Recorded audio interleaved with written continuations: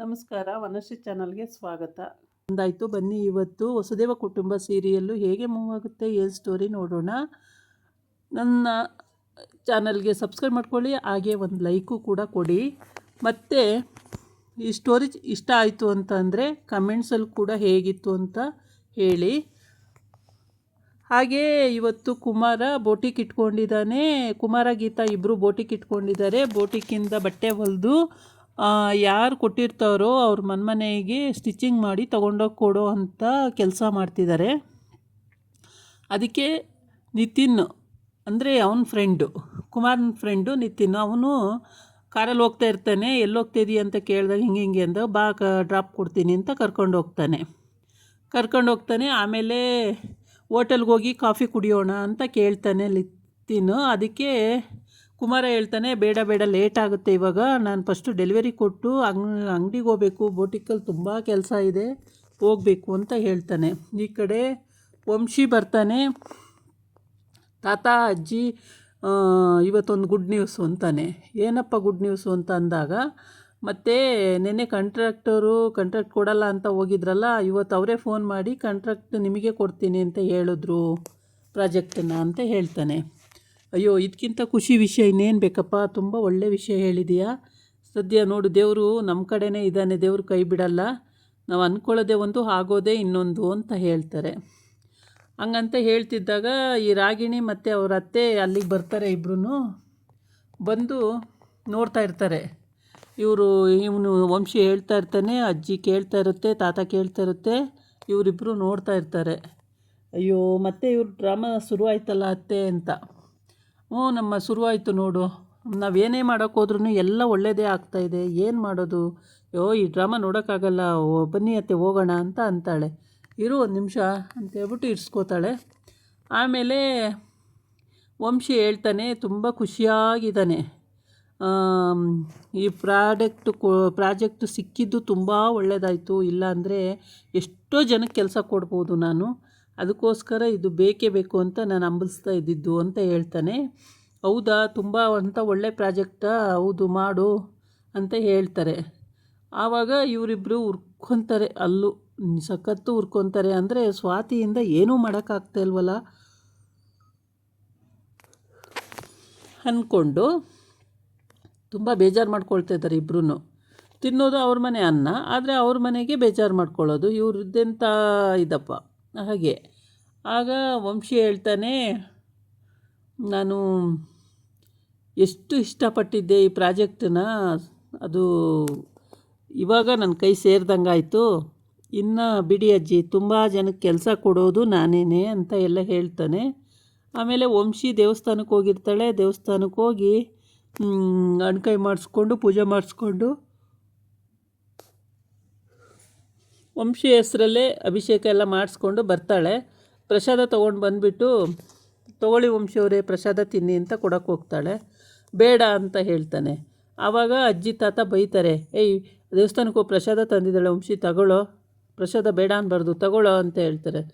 ಆಮೇಲೆ ಇಸ್ಕೊಂಡು ತಿಂದುಬಿಟ್ಟು ಹೇಳ್ತಾನೆ, ಸ್ವಾತಿಗೂ ಹೇಳೋ ವಿಷಯನ, ಖುಷಿ ಆಗ್ತದೆ ಅಂತ, ಗೊತ್ತಾಗುತ್ತೆ ಬಿಡಿ ಆಮೇಲೆ ಅಂತ ಹೇಳಿ ಹೋಗ್ತಾನೆ. ಈ ಕಡೆ ಲಿತಿನ ಕುಮಾರ ಇಬ್ಬರೂ ಹೋಗ್ತಾ ಇರ್ತಾರೆ. ಆಮೇಲೆ ಬಟ್ಟೆ ಎಲ್ಲ ಕೊಟ್ಟು ಡೆಲಿವರಿ ಕೊಟ್ಟು ಅಡ್ರೆಸ್ ಹೇಳು ಅಂತ ಹೇಳ್ತಾನೆ. ಲೊಕೇಶನ್ ಸೆಂಡ್ ಮಾಡು ಅಂತ ಲೊಕೇಶನ್ ಸೆಂಡ್ ಮಾಡಿದ್ಮೇಲೆ ನೋಡ್ಕೊಂಡು ಅಲ್ಲಿ ತೊಗೊಂಡೋಗಿ ಕೊಟ್ಟು ಬಂದಮೇಲೆ ಅಲ್ಲೊಂದು ಕಡೆ ನಿಲ್ಲಿಸ್ಕೊಂಡು ಕುಮಾರ ಕೇಳ್ತಾನೆ, ನಿತಿನ್ ನಿನ್ನ ಮದುವೆ ಮಾಡ್ಕೊಳ್ಳಲ್ವೇನೋ ಅಂತ. ಯಾವ ಮದುವೆನೂ ಬೇಡ, ಏನೂ ಬೇಡ, ಸಾಕಾಗಿದೆ ಅಂತಾನೆ. ಹಂಗಂದ್ರೆ ಹೆಂಗೋ, ಮದುವೆ ಮಾಡಿಕೊಂಡು ಸಂಸಾರಸ್ಥನಾಗು, ಸುಮ್ಮನೆ ಇದೇ ಮಾಡ್ಕೊಂಡಿದ್ರೆ ಹೆಂಗಾಗುತ್ತೆ, ಆಗೋಯ್ತು, ಆ ವಿಷಯ ಬಿಟ್ಟಾಕು, ಇವಾಗ ಮದುವೆ ಆಗಿ ಚೆನ್ನಾಗಿರೋದು ಕಲ್ತ್ಕೋ ಅಂತ ಹೇಳ್ತಾನೆ. ಅದಕ್ಕೆ ಕುಮಾರ ಹಂಗಂದಾಗ, ಬೇಡ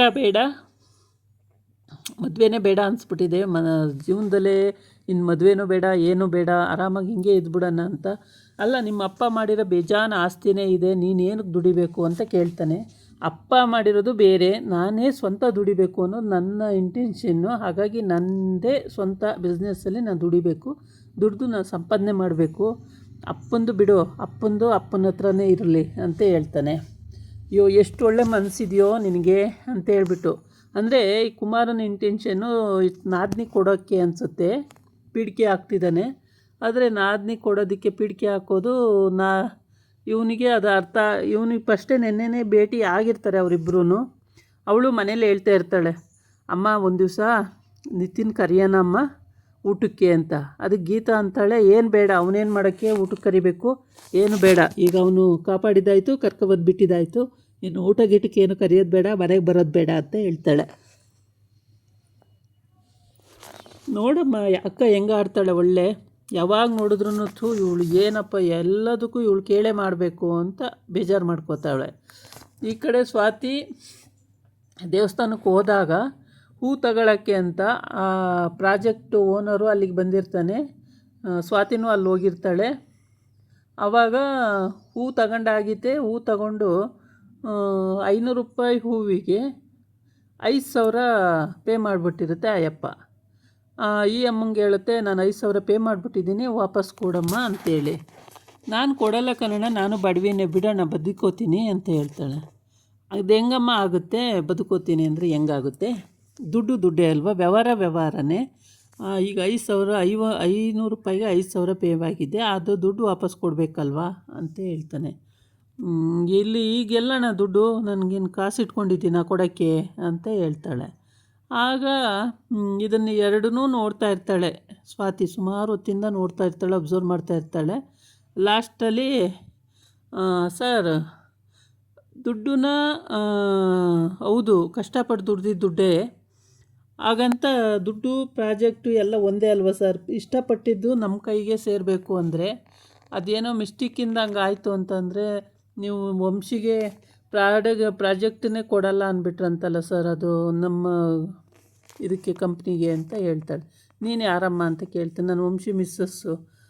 ಹೌದಾ ಅಂತೇಳ್ಬಿಟ್ಟು ಆಮೇಲೆ ಈ ಅಮ್ಮಂಗೆ, ಹೂವಿನ ಅಮ್ಮಂಗೆ ಹೇಳ್ತಾಳೆ, ನೋಡಮ್ಮ, ನಾವು ಸ್ವಂತ ಕಷ್ಟಪಟ್ಟು ದುಡ್ದಿದ್ದು ದುಡ್ಡು ನಮ್ಮದಾಗುತ್ತೆ ಹೊರ್ತು ಯಾರ್ದೋ ದುಡ್ಡು ನಮ್ಮದಾಗಲ್ಲ. ಅವರು 500 ರೂಪಾಯಿ ಹೂ ತಗೊಂಡು 5,000 ಪೇ ಮಾಡಿದ್ದೀನಿ ಅಂದಮೇಲೆ ಆ ದುಡ್ಡನ್ನ ಅವ್ರಿಗೆ ವಾಪಸ್ ಕೊಡಬೇಕಲ್ವೇನಮ್ಮ, ಆ ದುಡ್ಡಿಗೂ ನಿನಗೂ ಸಂಬಂಧವೇ ಇರಲ್ಲ, ದುಡ್ಡು ವಾಪಸ್ ಕೊಟ್ಬಿಡ್ಬೇಕು ಅಂತ ಹೇಳ್ತಾಳೆ. ಆಯಿತು ಬಿಡಕ್ಕ, ಕೊಡ್ತೀನಿ ಅಂತ ಅವಳು ಕೊಡ್ತಾಳೆ. ಈ ಕಡೆ ವಂಶಿ ಪ್ರಸಾದ ತಂದು ಕೊಟ್ಟಿರ್ತಾಳೆ, ಅದನ್ನು ತಿನ್ಕೊಂಡು ಹೋಗಿರ್ತಾನೆ. ವಿಷಯ ಗೊತ್ತಾಗುತ್ತೆ ಬಿಡು ಅಂತೇಳಿ ಅವ ಅಜ್ಜಿಗೆ ಹೇಳ್ಕೊಂಡು, ಅಜ್ಜಿ ಹೇಳೋ ಒಂದು ಸಲ ವಂಶಿ ಸ್ವಾತಿಗೆ ಹೇಳೋ ಅನ್ನುತ್ತೆ. ಗೊತ್ತಾಗುತ್ತೆ ಬಿಡಮ್ಮ ಅಂತೇಳಿ ಆಮೇಲೆ ಸ್ವಾತಿ ಪ್ರಸಾದ ತಗೊಂಬಂದು ಕೊಡೋಕೆ ಬರ್ತಾಳೆ. ಆವಾಗ ಇವರಿಬ್ಬರು ಈ ವಿಷಯ ಇಟ್ಕೊಂಡು ಆಟ ಆಡಿಸ್ಬೋದು ಅಂದ್ಕೊಂಡಿರ್ತಾರೆ. ಆದರೆ ಸ್ವಾತಿ ಹತ್ರ ಅದು ಅವಕಾಶವೇ ಇರಲ್ಲ. ಏಕೆಂದರೆ ಅವಳು ಎಲ್ಲರನ್ನೂ ಸರಿಸಮವಾಗಿ ನೋಡ್ಕೊಳ್ತಾ ಇರ್ತಾಳೆ. ಹಂಗಾಗಿ ಎಲ್ಲಿ ಏನು ಪಾಯಿಂಟ್ ಹಾಕಬೇಕೋ ಅದು ಹಾಕ್ಬಿಡ್ತಾಳೆ. ಹಂಗಾಗಿ ಅವಳಿಗೆ ಎದುರು ಏನೇ ಒಂದು ಕಿತಾಪತಿ ಮಾಡಿದ್ರೂ ಆದರೆ ಮಾಡಿ ನಿಲ್ಲಕ್ಕೆ ಆಗಲ್ಲ, ಎಲ್ಲ ಕಂಡುಹಿಡಿದು ಬಿಡ್ತಾಳೆ ಬೇಗನೆ. ಹಾಗಾಗಿ ಹೂವಿನಮ್ಮನೂ ಕೂಡ ಹೊಗಳುತ್ತೆ, ಹೌದು ಅಮ್ಮ, ಎಷ್ಟು ಚೆನ್ನಾಗಿ ಮಾತಾಡ್ತೀಯ, ತುಂಬ ಇಂಟೆಲಿಜೆಂಟ್ ಇದೆಯಮ್ಮ ನೀನು ಅಂತೇಳಿ. ಆ ಯಪ್ಪನು ತುಂಬ ಇಂಟೆಲಿಜೆಂಟ್ ಇದ್ದೀರಾ ನೀವು ಅಂತೇಳಿ. ಆಮೇಲೆ ಪ್ರಾಜೆಕ್ಟ್ ಕೈಗೆ ಸಿಗುತ್ತೆ.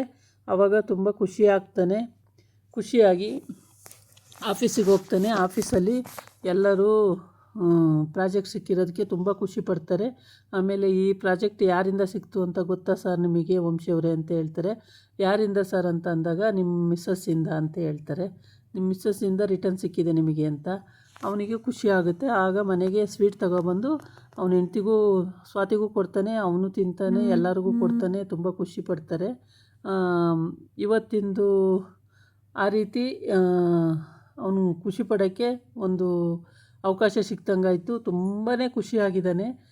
ಒಂದು 20-25 ಜನಕ್ಕೆ ಕೆಲಸ ಕೊಡ್ಬೋದು ನಾನೇ ಅನ್ನೋ ಒಂದು ಇದರಲ್ಲಿದ್ದಾನೆ.